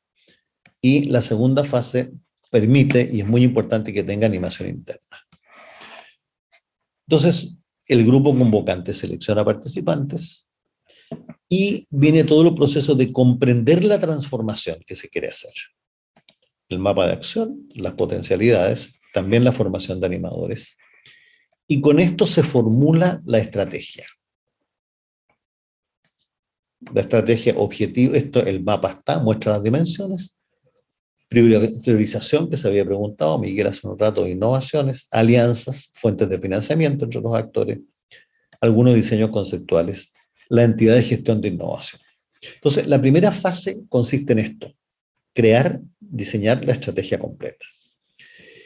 Luego, se constituye esta entidad de gestión de innovaciones. Están las innovaciones, hay que ponerlas en marcha. Su tarea va a ser un flujo continuo de innovaciones. Y va a estar haciendo básicamente el codiseño de innovaciones participativo y la coimplementación de innovaciones. Y ahí vamos a tener entonces innovaciones en implementación. Ahora, por ser participativo todo esto, se van a ir generando un conjunto de proyectos, de productos intangibles que mencioné y los repito. Confianzas, conciencia del potencial, motivación, consensos, lenguaje común, liderazgos, espacio para alianzas y redes, capacidades de innovación permanentes, cultura en transformación. Y estas tres cosas que están aquí en azul a la derecha son justamente los tres productos que había en la línea en que se movían las cosas. Voy a dejar la lámina abierta, ¿ya? Para que se pueda ver. Y ahora sí que creo que es el momento que yo voy a dejar de hablar y van a hablar ustedes y solo ir a las preguntas. Gracias, Alfredo. La muestro. Os invitamos. Magdalena quería comentar algo. Si quieres, Magdalena, te presentas y comentas cuando quieras. Genial. Bueno, muchísimas gracias, Alfredo. Mi nombre es Magdalena. Bueno, soy originaria de un pueblito de Jaén, de Úbeda, pero estoy ahora aquí en Barcelona. Tengo un background en ingeniería mecánica, pero ahora estoy más metida en temas de pensamiento sistémico y nuevo modelo de economía. Una preguntita, Alfredo. Bueno, como decía antes, súper interesante. Muchísimas gracias. En este proceso, ¿hay alguna fase, o sea, contempláis de alguna forma el aprendizaje? Quiero decir, una vez que se implementan estas innovaciones, entiendo que se genera también un aprendizaje de esa realidad, ¿no? Tan compleja. Uh-huh. ¿Hay una segunda fase donde con ese aprendizaje volvemos a desandar lo andado y a volver a preguntarnos las preguntas iniciales? Por supuesto, eso es permanente. Entonces, tú tienes en este proceso la estrategia que es, ¿no es cierto? La estrategia dice, vamos a hacer estas 150 innovaciones, ¿ya? Eso te dice la estrategia. Y la vamos a hacer así, con este mecanismo de gobierno de eso. Ahora, cada innovación, ¿no es cierto?, se va haciendo de forma participativa, ¿ya? Y al mismo tiempo hay algo que está mencionado ahí, que es el sistema de gobernanza. O sea, aquí hay un sistema de gobernanza que se pone en marcha, ¿ya? Y ese sistema de gobernanza va evaluando, ¿ya? Se diseña en detalle y va evaluando el proceso, va decidiendo qué innovaciones es la próxima, etcétera. Va teniendo un mecanismo de evaluación del conjunto, ¿ya? Feedback, y esa implementación, ese proceso de implementación puede durar muchos años, ¿ya? Pero está orientado por una estrategia clara y orientado por un ¿no es cierto?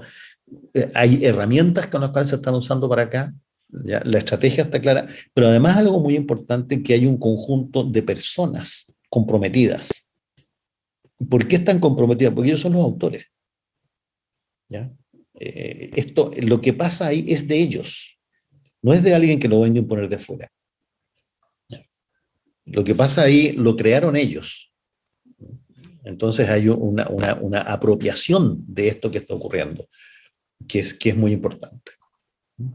Aquí, no sé si respondo a tu pregunta o me falta algo. Sí, sí que la responde. Mil gracias. Gracias, Magdalena. Pues, si queréis, podéis levantar la mano, simplemente intervenir. Yo lo he levantado, de todas maneras. Alfredo, muchas gracias. Súper interesante. Y se nota que hay muchos años de práctica en todo el proceso. Quería preguntarte por la parte de gobernanza, específicamente, porque acabas de formular que hay un órgano de gobernanza que dirige o que supervisa el proceso. Pero cuando explicabas los proyectos y todas las innovaciones que se generan, mi pregunta es, por ejemplo, en el ejemplo del tránsito de Chile, es cuando se implementan todas esas innovaciones, el sistema va cambiando. Y mi intuición es que deja obsoletas formas antiguas de gobernanza, ¿no? Entonces, contempla, es decir, las autoridades, por ejemplo, las instituciones, se tienen que enfrentar a una nueva realidad, porque hay un cambio social, o hay un cambio de costumbres, o hay un cambio de cultura.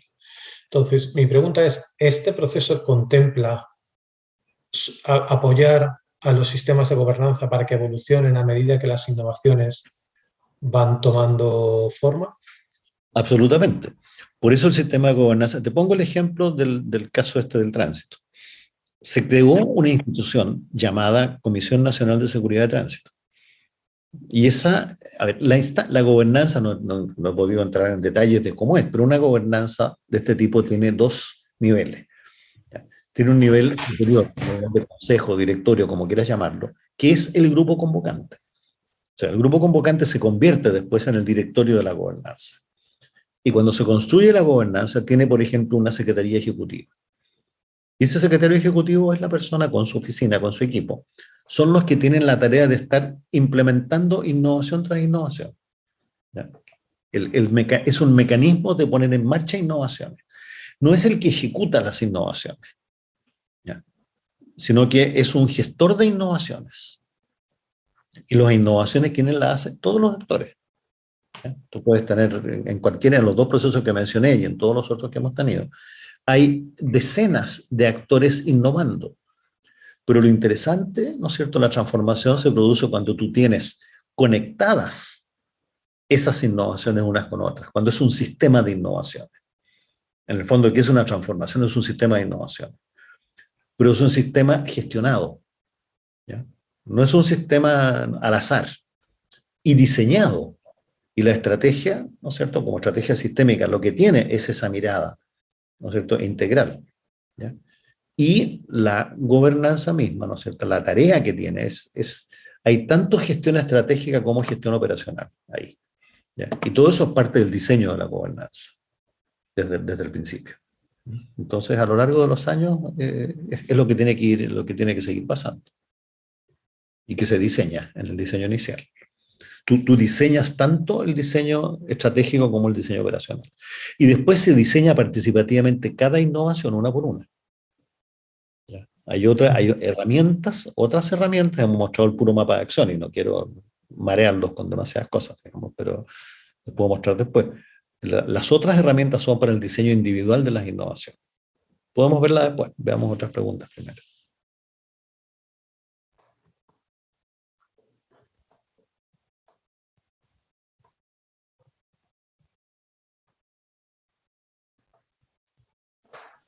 Lola. No, tú otra vez no. Lola. Ah, perdón. Voy a ti. Dale. Bueno, muchas gracias, Alfredo, que es un placer. La verdad que para mí gran parte de esto es nuevo, pero bueno. Yo soy psicóloga de intervención social y normalmente trabajo con juventud y en general con colectivos con riesgo o situación de exclusión. Entonces, me parece súper interesante respecto a innovaciones sociales y tal, pero también me preocupa cómo gestionamos que en el desarrollo de la solución no representemos las mismas desigualdades que ya están en el problema. Es decir, todos los componentes del grupo que intenta desarrollar la solución tienen unas dinámicas entre ellos que hacen que su contribución no sea equitativa de alguna manera. Entonces, me preocupa, por ejemplo, cómo podemos conseguir que se representen las voces de todos no sé si me estoy explicando, pero... Te entiendo, Sí, te ¿no? entiendo, te entiendo perfectamente. Mira, muy, muy importante tu pregunta, Lola. ¿Por qué? Porque primero tenemos que identificar bien de qué sistema social estamos hablando, ¿ya? Estamos hablando, ¿no es cierto? Y tú estás, por lo que tú mencionas, que hay situaciones de diferencia de poder y cosas de esas, ¿no es cierto? Está claro, así es el mundo real, ¿ya? Lo interesante en un proceso de este tipo es que el grupo convocante, ¿no es cierto?, sea un grupo de pares. La clave del concepto de grupo convocante, en lugar del dueño del territorio ese, ¿ya? No, aquí va a ser un grupo convocante, porque los sistemas sociales no tienen dueños, ¿ya? Incluso las empresas, aunque tengan dueños, teóricamente el accionista mayor o lo que fuera, al final son personas.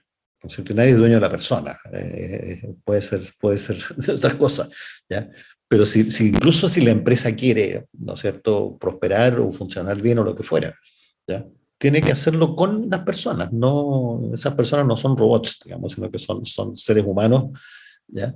Entonces, en cualquier sistema social, ¿ya?, es posible encontrar, ¿ya?, y es fundamental acá, un grupo convocante. ¿Quién es el grupo convocante? ¿No? Entonces, esa es la primera pregunta, ¿ya? Y ese grupo convocante tiene que ser diverso. Entonces, yo creo que el tema en el caso tuyo parte por preguntarte cuál es el problema que estoy tratando de resolver en el sistema social en que estoy trabajando y quiénes podrían ser los 3 o 4 o 5 o lo que fueran convocantes para ese proceso. Ellos, en conjunto, van a buscar, ¿no es cierto? Claro, tiene que haber un animador que esté conduciendo la conversación, etcétera, para aplicar esto, ¿ya? Y ellos en conjunto, entonces, con ese animador van a identificar a los participantes y van a hacer todo lo que sigue después.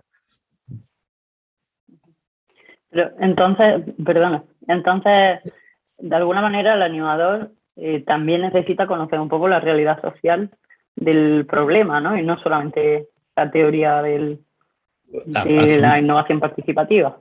Definitivamente, eso es una de las cosas que estaban mencionadas ahí. O sea, el animador tiene que entender, ¿ya? Tiene que tener básicamente una comprensión cultural del tema, ¿ya?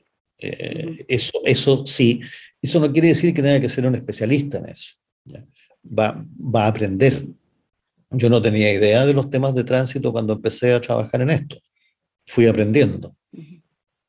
Entonces, y lo mismo de las empresas, que ninguno de los casos con que trabajé eran casos en que yo sabía.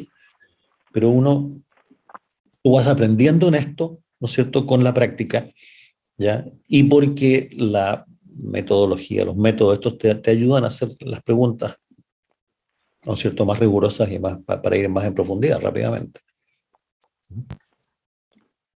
Muchas gracias. Encantado.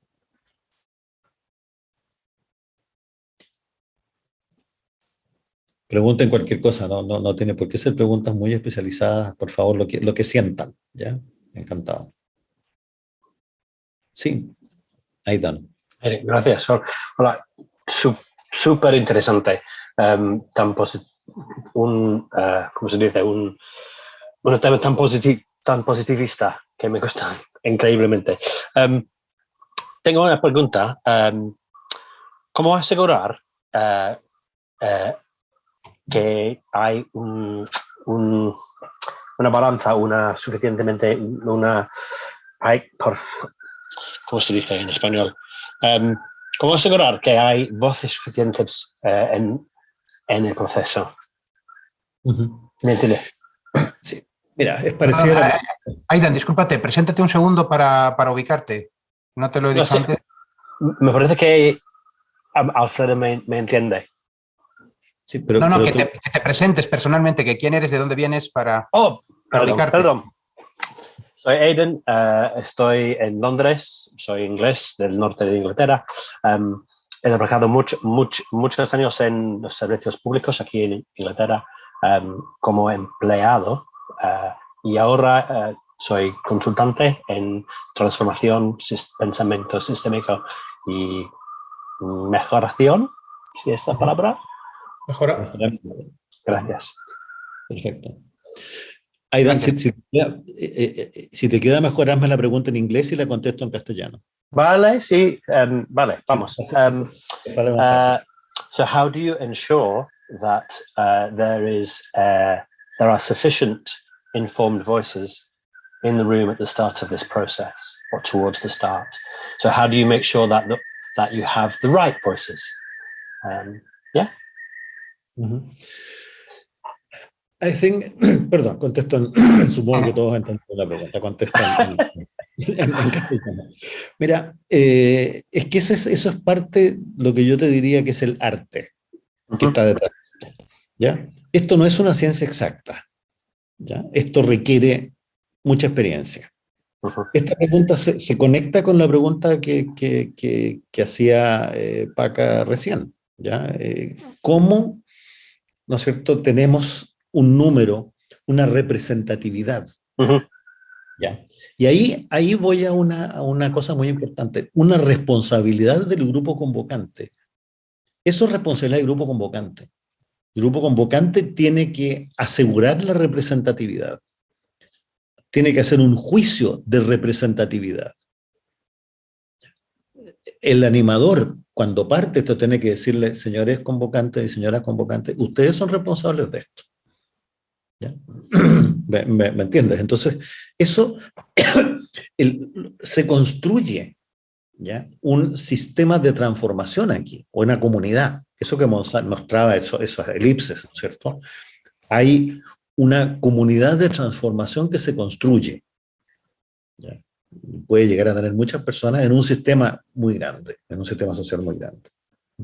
Y la responsabilidad de decir quién va a participar es del grupo convocante.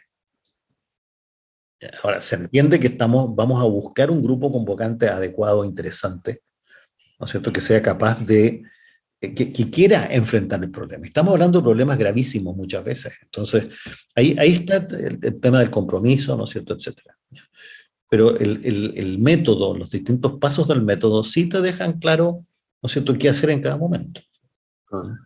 Y el proceso tiene parte con un mapa de acción de 15, 20, 25 participantes y después vas haciendo, ¿no es cierto?, la definición de las potencialidades, las innovaciones específicas. Entonces, el proceso está estructurado, ¿ya? El proceso está bien estructurado y es creciente, ¿no?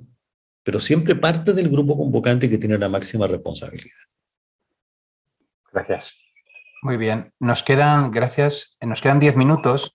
Creo que Miguel, Lola y Magdalena quieren hablar. Si alguien más quiere hablar que no haya participado, os voy a dar un minutito para cada uno para aportar y vamos cerrando la sesión también por no ocupar más tiempo. Así que, Miguel, ¿tienes una manera? Sí. Alfredo, mi pregunta es, yo lo que entiendo de todo este proceso es que debe haber una cierta posibilidad de consenso, porque el entorno donde suceden esos problemas, aunque son problemas graves, el entorno debe permitir un cierto tipo de consenso. Pero ¿has tenido experiencias aplicando este proceso en entornos coercitivos, en entornos donde, o por la degradación de la comunidad, o porque hay problemas de drogas, o de terrorismo, o de cualquier otro problema que descompone la comunidad? En ese tipo de contextos, este proyecto, esta innovación participativa, ¿ha funcionado? Mira, en principio puede funcionar. La clave es que tú puedas construir un grupo convocante. Si tú no puedes, o sea, si están a muerte, ¿no es cierto?, si hay una guerra a muerte entre distintos bandos, ¿ya? Si hay un par de bandas de narcotraficantes, ¿no es cierto?, a cargo en una cierta zona, tú no vas a poder sentarlo a la misma mesa porque te van a disparar a ti, además de dispararse entre ellos, ¿me entiendes? Entonces, eso, ahí no tienes cómo hacerlo, ¿ya? La posibilidad de hacerlo es que sea posible crear un grupo convocante, ¿ya? Eso es por descontado. Este no es un método para lograr sentarse a la mesa a dos bandos en guerra, ¿ya? Para eso tienes que hablar con el Centro Nansen de Noruega, que están dedicados a eso, ¿ya? Esto, ¿no es cierto?, es para un espacio donde haya en principio alguna posibilidad, ¿ya? Pero el consenso se construye. El consenso no está desde antes, y es un consenso, no se construye rápido, como dicen, ágil, ¿ya? Y es un consenso complejo, ¿ya?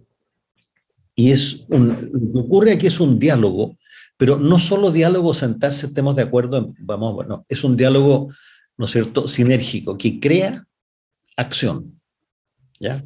Que sale directamente de ahí, ¿no es cierto?, se identifican las potencialidades, se ponen en marcha las innovaciones. Conflictos, situaciones de conflictos, sí. Por ejemplo, hace muchos años hicimos un proyecto que tenía que ver con biotecnología en Chile. Y había una oposición muy fuerte de parte de ciertos grupos a proyectos biotecnológicos. Bueno, los invitamos, ¿ya? Y fue muy interesante porque había grupos muy adversarios entre sí participando ahí. Y fue interesante porque el mapa de acción quedó con algunas dimensiones que tenían que ver con eso. Temas de bioseguridad, por ejemplo, cosas por el estilo, surgieron y quedaron ahí bien definidos, ¿ya?, como espacios en los cuales en una sociedad es posible hacerlo. Muy bien. Le voy a dar la palabra a Lola, que quería decir algo más. Un minutito o 30 segundos, Lola. Y Miguel, te doy la palabra después.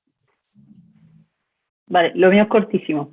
¿Hay algún procedimiento por el que el grupo convocante elige a los siguientes? Es decir, ¿cada uno se encarga de X o tienen que consensuarlo obligatoriamente? No, en consenso. O sea, la clave, la primera sesión del grupo convocante, cuando se constituye, se presentan se explica el método, ¿ya? Hay preguntas sobre el rol, etcétera, y lo primero que se hace es se construye en conjunto la lista de invitados. ¿Ya? ¿Quiénes son los actores que necesitamos en este espacio, en este sistema? Y la construyen en conjunto. Y tenemos 25 cupos, entonces va a haber 3 de este tipo, 4 de este otro, ¿me entiendes? Y eso es un acuerdo del grupo convocante a quienes se invita. Así funciona. No, nunca separas, nunca fraccionas, porque pierde la mirada sistémica. El mismo momento que fraccionas, pierdes lo sistémico. Gracias, Lola. Miguel, por favor, cuando quieras.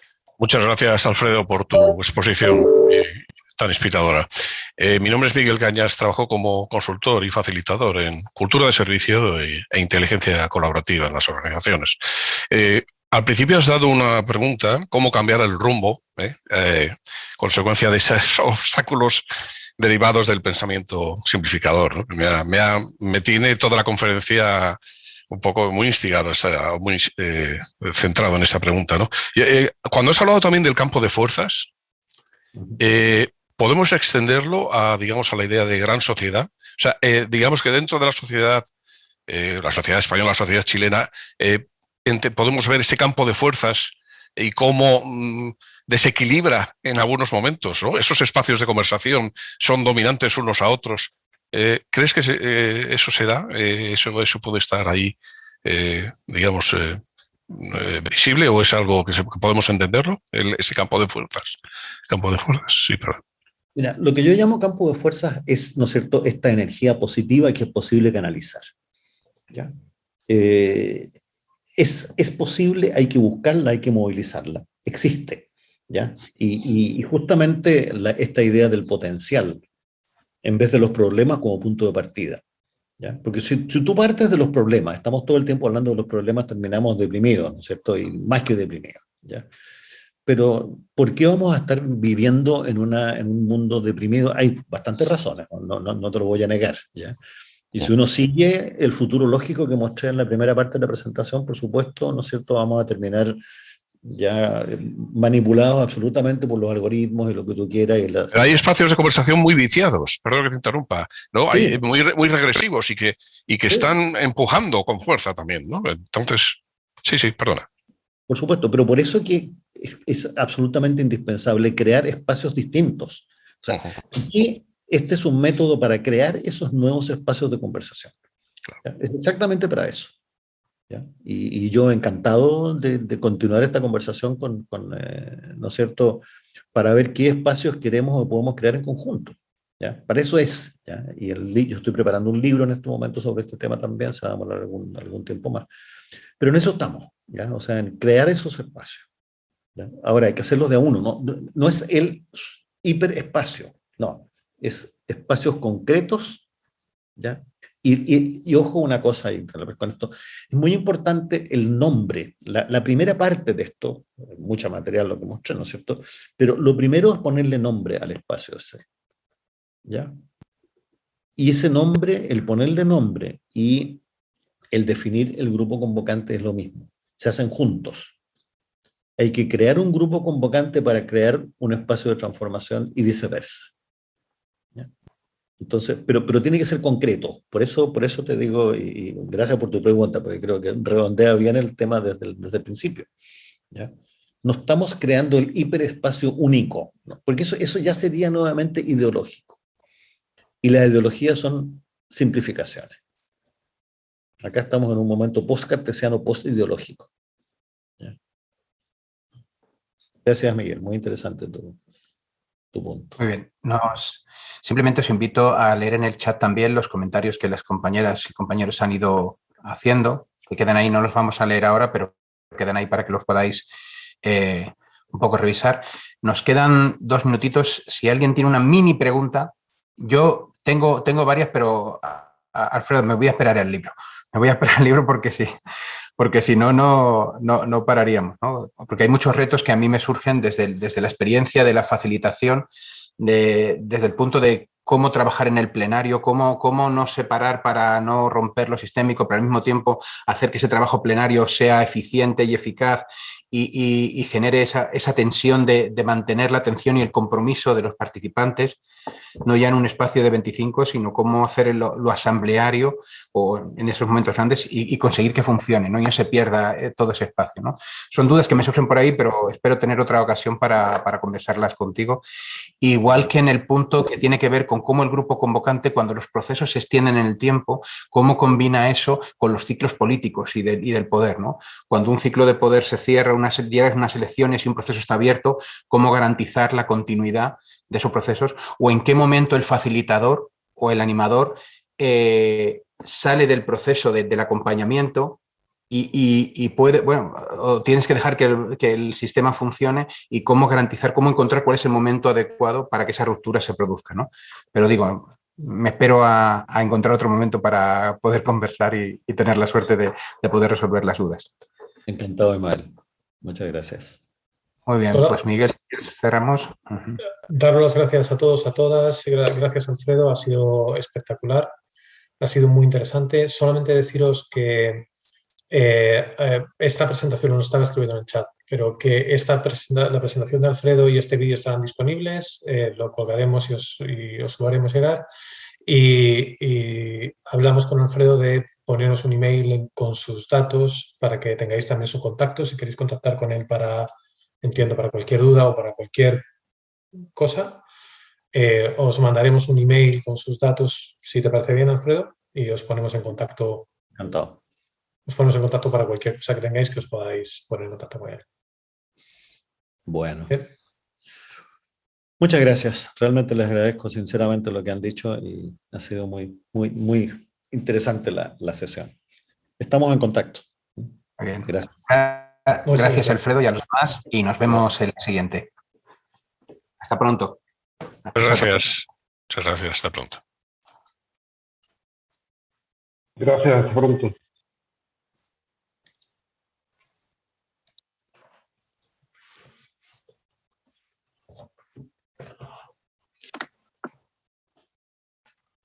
Adiós, muchas gracias. Adiós, Francesco. Hasta pronto. Gracias. Hasta pronto. Chao. Yo soy un pensador sistémico de cocina. Creo. Ahí estás, Un Alfredo. abrazo, muchas gracias. Cuídate mucho, charlamos pronto. Chao. Venga, buenas noches y muchas gracias. Un gusto escuchar a Alfredo. Chao, gracias. Cerramos aquí la sesión. Adiós a todos y a todas. Para la grabación, Ismael. Adiós. Sí, cierro la grabación. Fernando, un saludo.